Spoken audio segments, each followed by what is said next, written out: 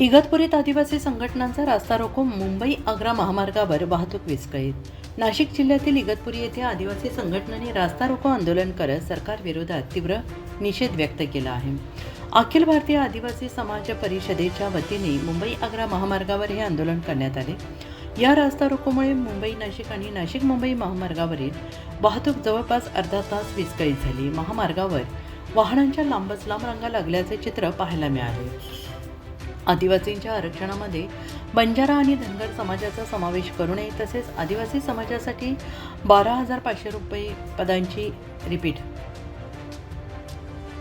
आदिवासींच्या आरक्षणामध्ये बंजारा आणि धनगर समाजाचा समावेश करू नये तसेच आदिवासी समाजासाठी 12,500 पदांची विशेष भरती करावी अशा विविध मागण्यांसाठी हे आंदोलन करण्यात आले।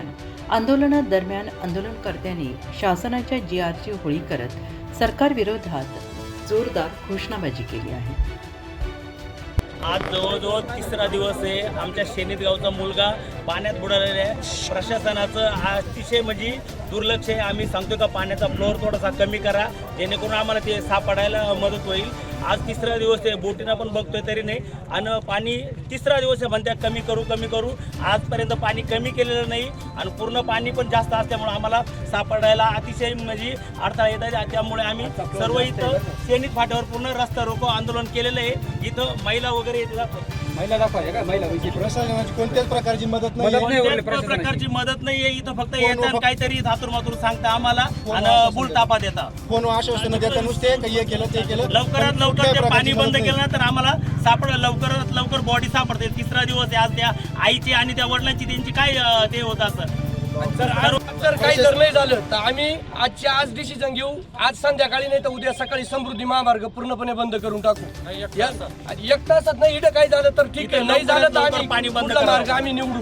आमच्या महिला उन्हात रस्त्यावर बसले, महिला बघा इकडे रस्त्यावर बसले सगळ्या बाया। आम्हाला वाटत नाही का कोणाला पण अडथळा करावा, पण आज आमचा मुलगा जाऊन 3 दिवस झाले, कोणी पण त्याचं लक्ष देत नाही। आमदाराला फोन झाला, खासदाराला झाला, सगळ्या मंत्र्यांना फोन झाला, कोणीही डिसिजन घ्यायला तयार नाही। या जागी जर एखाद्या मंत्र्याचा पोरे असता तर त्याच टायमाला पाणी बंद झालं असतं। अजूनपर्यंत 3 दिवस झाले पाणी बंद झालं नाही। झाले पाणी बंद करा। आमच्या मुलाच्या आई वडिलांची काय परिस्थिती झाली माहिती का? महाराष्ट्र बंद करत्या मोठे मोठे मंत्री वारले तर महाराष्ट्र हा पण जीवाचे नाही, बंद करायला पाहिजे ना पाणी। यांनी सापडून नाही राहिला 3 दिवसापासून माणसं सारखी तिकडं नदीवरती।